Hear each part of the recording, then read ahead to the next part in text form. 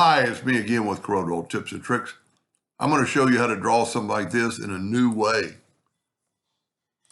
I'm going to take two-point lines. I'm going to Control D with a duplicate and move it over. Now, this is kind of tricky because you got to do it in a certain order. Select them both with the pick tool.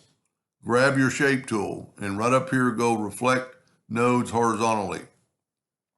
Just click on your line somewhere and right click and turn it into a curve. And when you did that, it turned both of them into curves. So you could do a lot with this. Now, once you're through with it, you could put them together and have a different shape of anything you wanted. That's pretty cool. And you could play with it, but you have to do it in that order. Anyway, I hope that helped a little bit. Thank you for watching.